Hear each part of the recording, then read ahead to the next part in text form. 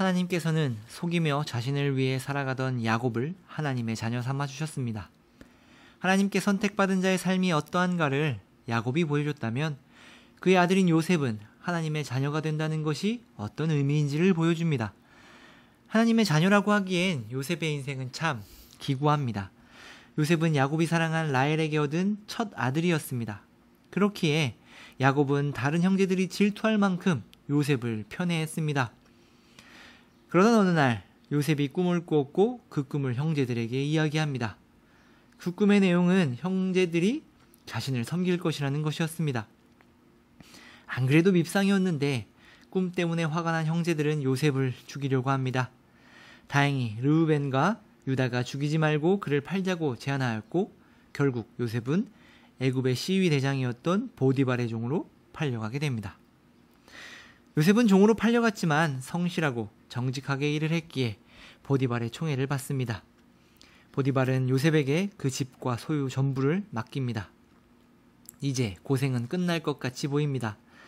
하지만 얼마 있지 않아 또 일이 터집니다. 보디발의 아내가 요셉을 유혹한 것입니다. 요셉은 주인을 배신하지 않기 위해 그녀를 뿌리치고 도망갑니다.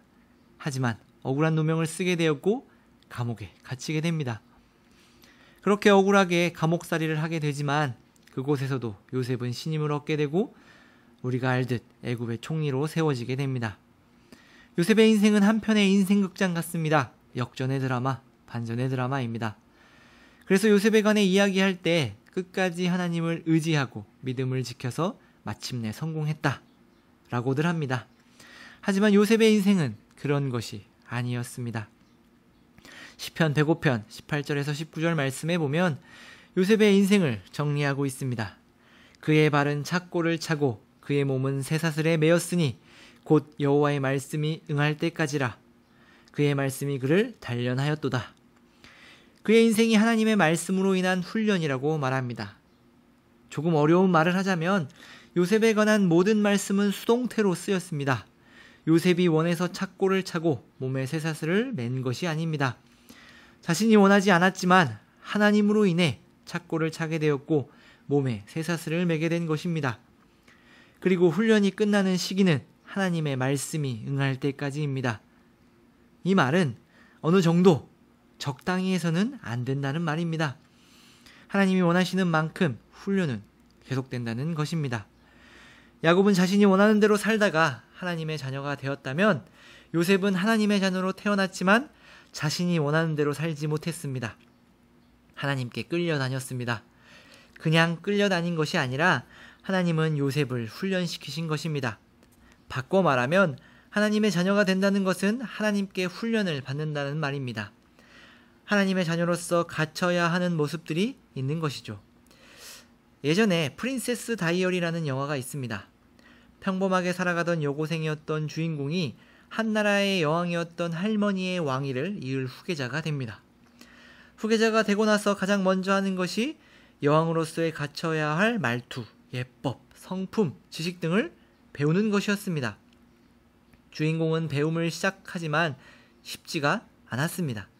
그냥 예전에 살던 대로 편하게 살고 싶어서 도망가기가 일쑤였습니다. 우리가 하나님의 자녀가 된다는 것은 이와 같습니다. 하나님의 자녀가 되는 것은 어떤 조건이 없습니다. 은혜로 구원받고 하나님의 자녀가 된 것입니다.